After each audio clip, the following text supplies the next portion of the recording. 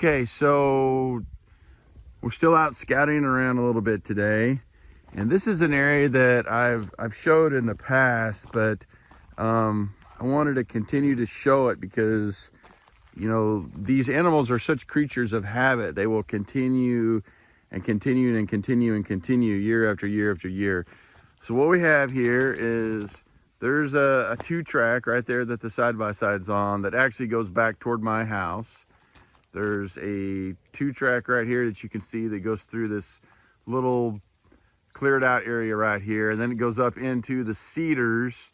There's a big cedar thicket, and then it pops out into 2 big fields with a drainage running between the 2 fields, and that whole drainage is just like a big dozer deck where they took all the trees down. So it's like, you know, 30 feet wide and 6 or 8 feet tall, just dozer deck all the way up through the middle of the 2 fields. So it's a great spot for predators.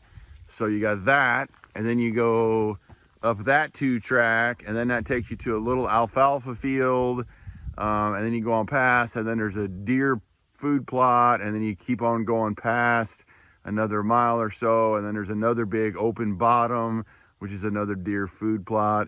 So you got a lot of stuff going that way. And then right through there is this creek. See the creek right here at the bottom? Here's the little whistle where the water's running underneath the road right here. So you got 2 little creeks that run together right here, and then they go down that way and run into the big main creek. But right up through here, you got a little bit of an open area, and it just runs along the edge of the creek on up through into those woods, and there's a big game trail coming down through there. So we got a game trail, we got this road, we got this road, we got this road, and then we got this road, which you can see the farmer's been going down this road a lot. This road goes back where I showed you some footage the other day. We were off scouting. And then it just keeps on going, crosses the main creek, keeps on going, climbs up a big mountain, and then it turns into the national forest, and then just keeps on going. So there's all these things coming together right here, and you see right there some coyote tracks, and there's a coyote track. Those are my dog right there. But there's also deer tracks in here. There's raccoon tracks because of the creek right here and everything. And over in here, there's some deer tracks right here, some deer and more deer tracks right in there. There's also some scat that was just right over there in front of the side-by-side that I already picked up so that I could use. But it's a really, really, really good area. And I've set traps here for the last like 4 years probably. And I catch coyotes here every year. So looking around at all this stuff, where would you put your traps? Where would you put your traps? I'll give you a hint. That way is north, and that way is west, up top of the mountain. So the wind is going to come either from this way or from this way, right? So historically, I've tried to set my traps a couple different places. I haven't always put them over here. I have put some over here in the past. Couple reasons why I don't like doing it. Number one, I'm not using the wind to my advantage. And number two, as you can see, if we get over here a little bit closer, see how the water runs down through here? So when you get a big rain, the water runs kind of off the side of this mountain and just kind of runs right down through in here. So if you put traps over here on this side, what happens is they end up sitting in the water or sitting in the mud. So don't want that to happen, right? Plus I want to use the windage as much as I can. So generally where I put traps is over here on this side somewhere. Maybe like right over in here somewhere, just off the road. In a place where I can try to keep the trap as dry as possible so that the water's not running all over it.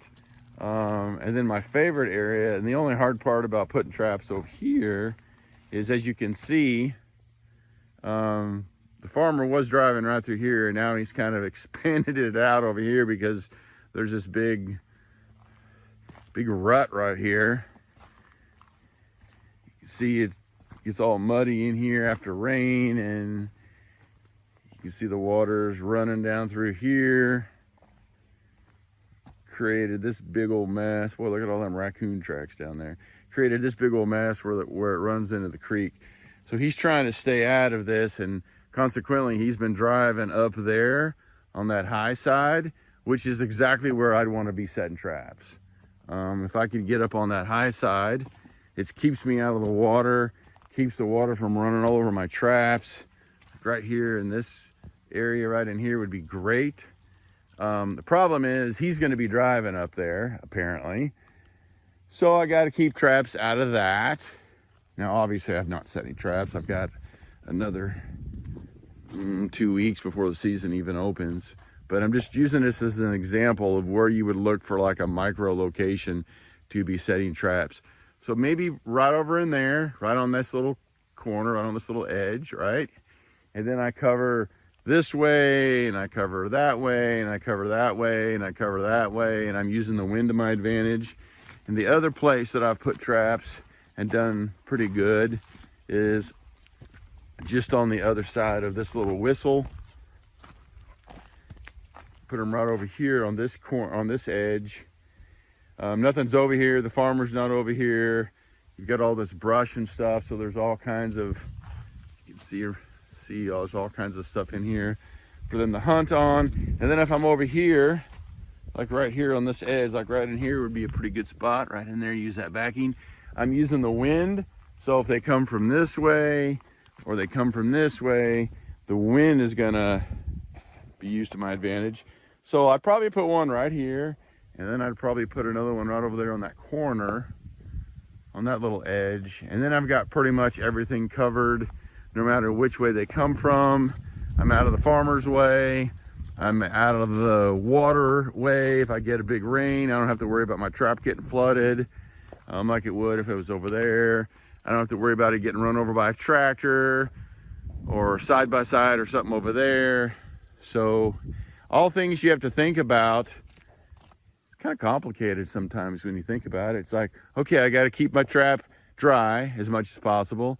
I got to keep it using the wind to my direction. I got to put it in a place where the coyotes are going to walk right past it. I got to make sure that somebody doesn't run over it.